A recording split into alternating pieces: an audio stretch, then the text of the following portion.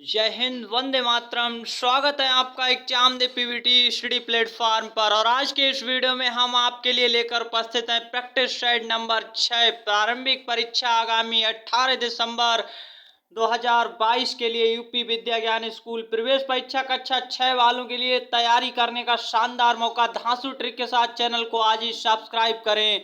आपकी तैयारी के लिए बेहतर और शानदार बनाने के लिए हम उपस्थित हैं आप सभी के बीच। तो आइए आज के इस वीडियो को स्टार्ट करते हैं। कंसंट्रेशन बना लीजिएगा, हाथ में कॉपी और कलम उठा लीजिएगा। आप सभी से रिक्वेस्ट है और अपने सारे दोस्तों में इस वीडियो को शेयर कर दीजिएगा, क्योंकि प्रैक्टिस सेट नंबर 6 आज की सीरीज में हम लेकर उपस्थित हैं मैथ्स का। और यहाँ पर आप ऐसे क्वेश्चंस देखेंगे जो यूपी विद्या ज्ञान के एग्जाम में एकदम छपने वाले क्वेश्चंस हैं। आइए बिना टाइम बर्बाद के क्वेश्चन को स्टार्ट करते हैं।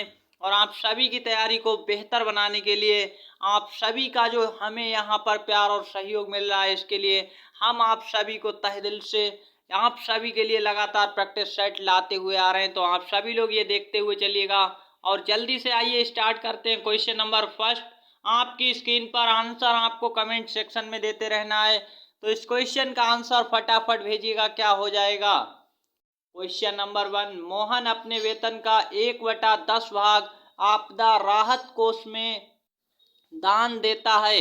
यदि उसका कुल वेतन 13,000 रुपये हो तो उसने कुल कितने रुपए दान दिए। आपका क्वेश्चन आपकी स्क्रीन पर आ चुका है और इस क्वेश्चन का आंसर क्या हो जाएगा। देखिए, उसने अपने वेतन का 1/10 भाग दान कर दिया। और किसमें, राहत कोष में। कोई दिक्कत वाली बात नहीं है। आप क्या समझेंगे, यहाँ से आप ये समझ सकते हैं उसने अपने वेतन का, यानी 1/10 भाग का मतलब क्या है ये आप समझ पाइएगा। और 13,000 रुपये उसका जो है वेतन था। कुल वेतन कितना है, 13,000 रुपये।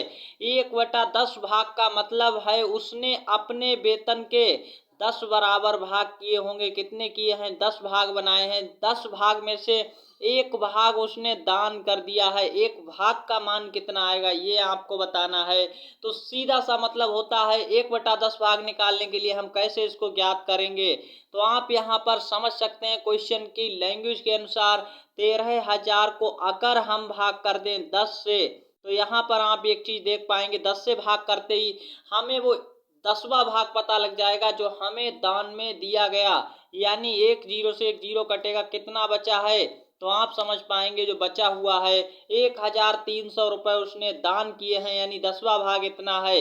अगर हम उसके वेतन को 10 भागों में तोड़ेंगे तो 1,300 रुपये का 1,300 1,300 1,300 इस तरह के 10 भाग बन जाएंगे। तो आप सभी लोग समझ पाए होंगे इस तरह से। क्वेश्चन नंबर सेकंड की ओर चलते हैं। आप लोग गलती बिल्कुल मत करके आइएगा। काफी सारे बच्चे गलती करके आ जाते हैं और वो आंसर 3,000 लगा कर आते हैं। एकदम गलत हो जाएगा, 3,000 नहीं आने वाला है किसी भी कीमत पर। क्वेश्चन नंबर 2 आपकी स्क्रीन पर है और इसका आंसर आपको देना है कमेंट सेक्शन में। शानदार क्वेश्चन है। दिए गए चित्र को देखकर बताइए कि चित्र का सफेद भाग किस विकल्प भिन्न के बराबर है। आपको जो चित्र दिया गया है इसके अंदर जो सफेद भाग है, उस सफेद भाग को क्या करना है, किस विकल्प भिन्न के बराबर है। किस विकल्प भिन्न के बराबर है आपको ये बताना है। तो क्वेश्चन का आंसर क्या आने वाला है। ऐसे क्वेश्चंस को हमने सॉल्व करने के लिए आपको कई बार बताया क्या करना है, बटे की लाइन बनानी है और आपको इसके भाग यानी पार्ट को गिनना है, काउंटिंग करनी है। 1 2 3 4 5 इस तरह से आप काउंटिंग करेंगे। जो कुल पार्ट हैं वो नीचे की ओर आ जाएंगे, कुल भाग। तो कुल भाग कितने हैं वो नीचे की ओर लिखेंगे। यहाँ पर हम देखिए, यहाँ पर कुल भाग 5 हैं तो हम 5 लिख लेते हैं सीधे। अब आपको किस भाग की भिन्न चाहिए, सफेद भाग की चाहिए। सफेद भाग काउंट करिएगा, 1 2 और 3। 3 भाग हैं तो 3 ऊपर लिख लीजिए अंश में। ये आपकी भिन्न आ चुकी है 3/5। अब आप इसको इस तरह से लिखा हुआ भी देख सकते हैं, कोई दिक्कत वाली बात नहीं होती है। इसे हम इस तरह से भी लिख सकते हैं। कहाँ पर आंसर है, तो विकल्प ए आपका एकदम राइट आंसर हो जाएगा सफेद भाग के लिए। अगर वो यहाँ पर रंगीन भाग के लिए पूछता तब आपको गलती नहीं करनी थी। रंगीन भाग का क्या हो जाता भिन्न, देखिए 2 रंगीन भाग हैं तो 2/5 हो जाएगा। इस तरीके से अगर रंगीन भाग, बल्कि हमसे पूछा सफेद भाग, तो आंसर क्या आ चुका है 3/5। 3 सफेद भाग थे इसलिए। आई होप कि क्वेश्चंस आप समझ पाए होंगे और आज के इस वीडियोज को पूरा देखिएगा, कंसंट्रेशन के साथ वीडियो को स्किप नहीं करना है। वीडियो को पूरा का पूरा देख करके अपनी तैयारी को मजबूत कर सकते हैं। आप सभी लोग हमारे साथ जुड़े रहिएगा। चैनल पर नए तो चैनल को अभी सब्सक्राइब करें ईमानदारी से सिलेक्शन के लिए। नेक्स्ट क्वेश्चन आ चुका है और क्वेश्चन बहुत ही शानदार है। यदि महिमा ने 20 टॉफियां 30 रुपए में खरीदी हो तो एक टॉफी का मूल्य बताओ। क्वेश्चन बहुत ही अच्छा है। 20 टॉफी 30 रुपए में एक टॉफी का मूल्य क्या होगा। ऐसे क्वेश्चंस यूपी विद्याज्ञान के एग्जाम में आपको देखने को मिलेंगे, तो आप ऐसे क्वेश्चंस को बहुत ही आसानी से कर पाएंगे। जो बच्चे जानते हैं क्वेश्चन बहुत ही आसानी से लगा पाएंगे। आंसर में दिया 2 रुपये 50 पैसे, आंसर में बी विकल्प के रूप में दिया 1 रुपये 25 पैसे, आंसर यहाँ पर सी देखेंगे 1 रुपये 50 पैसे, आंसर डी है 2 रुपये 25 पैसे। देखिए कैसे निकाला जाएगा। हमें जो रुपए दिए हैं वो 30 हैं। 30 रुपए में कितनी टॉफी मिल रही हैं? 20 टॉफी मिल रही हैं। तो हमें 20 टॉफी बराबर 30 रुपए यहाँ पर खत्म करने पड़े हैं। अब हमें एक टॉफी का मूल्य निकालने के लिए क्या करना पड़ेगा, तो आप सभी लोग देख पाएंगे। एक टॉफी हमें निकालनी कितने रुपए की मिलेगी, तो हम 20 से भाग कर देंगे और हमारे रुपए निकल कर आ जाएंगे। तो यहाँ से एक जीरो कट जाता है भाग करते ही। 3/2 का मतलब क्या होता है, आप भाग करेंगे तो इसका मतलब ये आएगा, देख सकते हैं, एक को यहाँ पर आ जाएगा और एक सही 1/2, यानी इसको हम बटे में देखेंगे तो एक सही 1/2। अगर दशमलव में देखेंगे तब कितना आएगा ये भी आप देख लीजिएगा, 1.50 रुपए आ जाएगा, या 1 रुपए 1/2 रुपए। इसका मतलब क्या होता है, 1.50 का मतलब क्या होता है, आप ये समझ लीजिएगा। 1 रुपए में कितने पैसे होते हैं आप सभी से पूछा जाए तो आप सभी याद रखिएगा 100 पैसे होते हैं। 1 रुपए पूरा है और आधा रुपए का मतलब क्या होता है, 50 पैसे। कितना हो जाएगा, 50 पैसे हो जाएगा आधा रुपए का मतलब। तो आप सभी समझ पा रहे होंगे 1/2 रुपए का मतलब होता है आधा रुपया, और आधा रुपया का मतलब हो जाता है 50 पैसे। तो अभी आपकी टॉफी जो है 3 के 2 भाग करने पर 3/2 रुपया में मिल रही है, यानी 1 रुपये पूरा जाएगा और आधा रुपये। 3 रुपए में 2 टॉफियां मिल रही हैं, ऐसे समझ लीजिएगा। तो एक टॉफी कितने रुपए में मिलेगी, 3 से आधे में। तो आपका सही आंसर सी विकल्प हो जाएगा, 1 रुपये 50 पैसे। एक टॉफी का मूल्य कितना हो गया, 1 रुपये 50 पैसे। इस तरह से आई होप कि क्वेश्चन आपको समझ आ गया होगा। नेक्स्ट क्वेश्चन की ओर चलते हैं, क्वेश्चन नंबर 4। और आज के इस सीरीज में आपको होमवर्क का क्वेश्चन भी मिलने वाला है, तो आप उस क्वेश्चन को देख करके ही जाइएगा, वीडियो छोड़ना नहीं है अभी। क्वेश्चन नंबर 4, कौन सी आकृति सरल रेखाओं की सहायता से नहीं बनाई जा सकती। क्वेश्चन को बहुत ही ध्यान से पढ़ना है, आपको किसी भी प्रकार की कोई गलती नहीं करनी है। जैसा कि आप क्वेश्चन के अंदर देख पाएंगे, इस क्वेश्चन के अंदर आपको किसी भी प्रकार की कोई गलती नहीं करनी है। क्या दिया है, कौन सी आकृति सरल रेखाओं की सहायता से नहीं बनाई जा सकती, नहीं वाला पूछा, ये आपको याद रखना है। अब आप कहां पर देखेंगे अपना आंसर, आकृति का देखेंगे, ये वाली दी हुई है, क्या बन सकती है। आकृति खा देखेंगे, क्या बन सकती है, आकृति गा, आकृति घा। तो आप देखेंगे इसमें सरल रेखाओं से बन सकती है, गा वाली सरल रेखाओं से ही बनी हुई है, और इसी तरह खा वाली भी बन सकती है। लेकिन आकृति का में सरल रेखाएं नहीं प्रयोग की जा सकती, क्योंकि ये गोलाकार की बनी हुई है, गोल में है, वृत्त में है। तो आप देख पाएंगे इस तरह से ये जो है हमारी आकृति नहीं बन सकती है सरल रेखाओं से। इसलिए हमारा सही आंसर विकल्प ए आकृति का के साथ चला जाएगा। नेक्स्ट क्वेश्चन, क्वेश्चन नंबर 5 आपकी स्क्रीन पर, और इस क्वेश्चन का आंसर दीजिएगा। क्वेश्चन बहुत ही शानदार है, क्या कहा जा रहा है देख सकते हैं। वर्ग को 2 बराबर भागों में बांटने वाली रेखा कहलाती है। तो आप सभी लोगों को ये याद रखना, ये एक वर्ग है, और वर्ग को बराबर 2 भागों में बांटने वाली रेखा जो होती है, चाहे वो इस तरह से बनाई जाती या फिर इस तरह से बनाई गई हो, आप समझ सकते हैं, किसी भी तरह से बनी हो, वो क्या कहलाती है, रेखा क्या कहलाती है। ये वाली रेखा जो है ये इसे क्या कहते हैं, तो आप सभी लोग समझ जाइएगा, उसे विकर्ण कहते हैं। देखिए परिधि किसे कहते हैं, परिधि क्या होता है, जो चारों ओर का ये जो घेर है इसे परिधि कहते हैं। आप समझ पा रहे होंगे परिधि क्या होता है। त्रिज्या और व्यास कहाँ पर होता है, त्रिज्या और व्यास यानी वृत्त के अंदर होता है।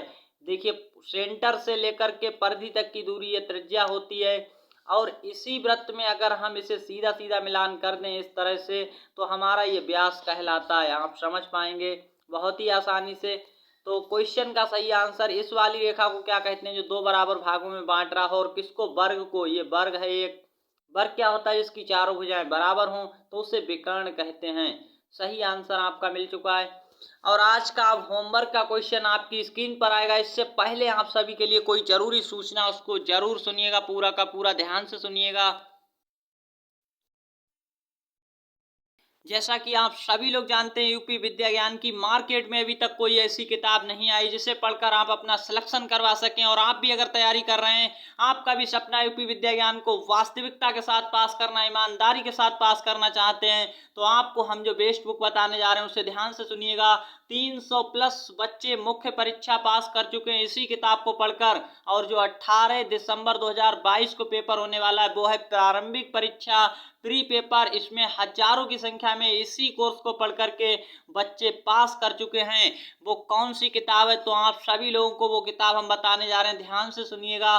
और आप सभी लोग मार्केट के भरोसे बैठे हैं कि मार्केट से कोई किताब लाएंगे, तो ऐसा बिल्कुल आप गलत सोच रहे हैं। मार्केट में ऐसी कोई किताब अभी तक नहीं आई है। इससे पहले आप सभी लोग ये वाक्य जरूर सुनिएगा जो पूर्व राष्ट्रपति मिसाइल मैन ऑफ इंडिया ने कहा था, इंतजार करने वालों को उतना ही मिलता है जितना कोशिश करने वाले छोड़ देते हैं। अब आपको ये तय करना है कि आपको इंतजार करना है या मेहनत करनी है या कोशिश करनी है।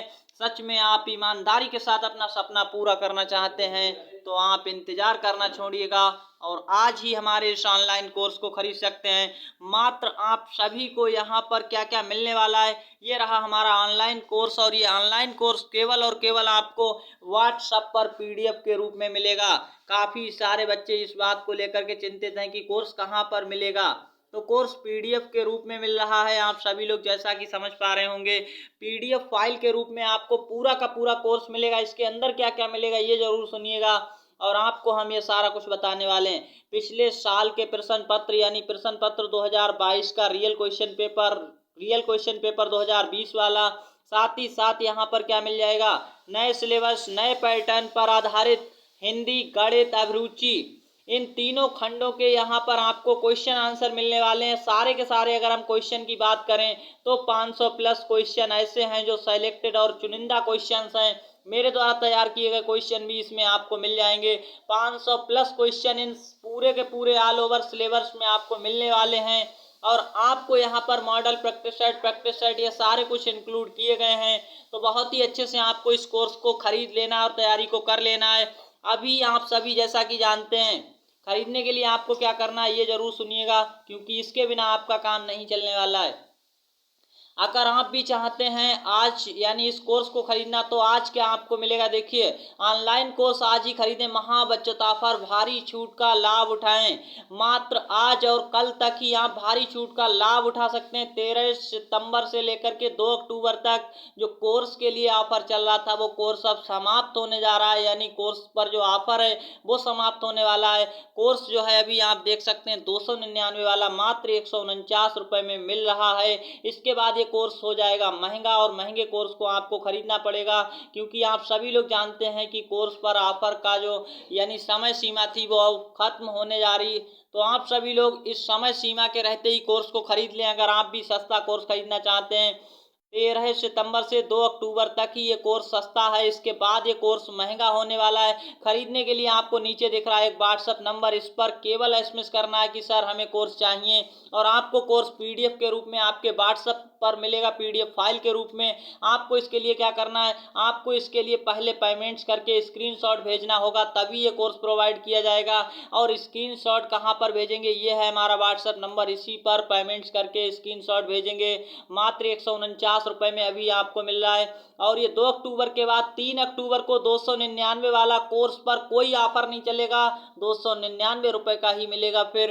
तो 13 सितंबर से लगातार चल रहा है, भारी संख्या में यानी जो है पेरेंट्स अपने बच्चों के लिए खरीद चुके हैं। आप भी इस कोर्स को खरीद सकते हैं अगर आपका भी सपना है वाकई यूपी विद्या ज्ञान पास करने का, तो आप यहाँ से अपनी तैयारी को आइडिया लगा सकते हैं, बहुत अच्छे से कर सकते हैं। और आप अगर ऑनलाइन पेमेंट्स करना चाहते हैं यूपीआई, गूगल पे या किसी भी तरह से फ़ोन पे से, तो हमारे इस नंबर पर पेमेंट्स कर सकते हैं और उसका स्क्रीनशॉट इसी नंबर के व्हाट्सएप पर भेज सकते हैं। आई होप कि आप जानकारी को समझ पाए होंगे। समझ पाए तो दोस्तों के साथ शेयर करिएगा। और चलते हैं आज के होमवर्क के क्वेश्चन की ओर। आप सभी लोगों को क्या क्या मिलने वाला है ये हमने पहले ही आपको बता दिया। ऑनलाइन रूप में पीडीएफ फाइल के रूप में हमारा ऑनलाइन कोर्स मिलेगा आपको।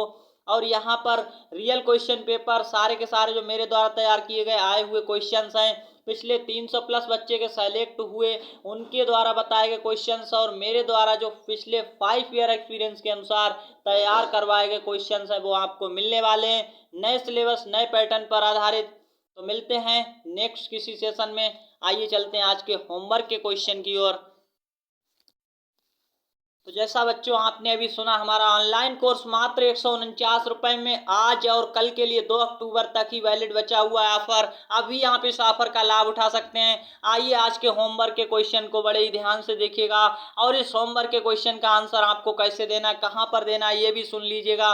बहुत ही अच्छा क्वेश्चन है। इस क्वेश्चन को आपको क्या करना है, नीचे दिए गए पैटर्न में लुप्त संख्या ज्ञात करनी है। जो यहाँ पर लुप्त संख्या है, जो यहाँ पर देख सकते हैं प्रश्नवाचक चिन्ह बने हुए, यहाँ पर क्या संख्या आएगी विकल्प में से वो आपको बताना है। और होमवर्क का क्वेश्चन का आंसर कैसे देना है, आपको कमेंट सेक्शन में HW बनाना है। HW का ABCD में जो भी आंसर है वो यहाँ पर लिखेंगे। अब नीचे आपको क्या लिखना है, तो आपको अपना नेम लिख देना है। अब नेम लिखने के बाद आपको अपना डिस्ट्रिक्ट का नाम भी लिख देना है, जिले का नाम भी लिख देना है और जिले का नाम लिख करके बस आपको कमेंट्स कर देना है अपने आंसर को। तो ये 3 चीज़ें थी। होमवर्क का आंसर जरूर हमें कमेंट सेक्शन में भेजिएगा अपने नाम और डिस्ट्रिक्ट के नाम के साथ। तो ऑल द बेस्ट, धन्यवाद। मिलते हैं नेक्स्ट ऐसे ही प्रैक्टिस सेट के साथ। तब तक के लिए जय हिंद, वंदे मातरम, धन्यवाद।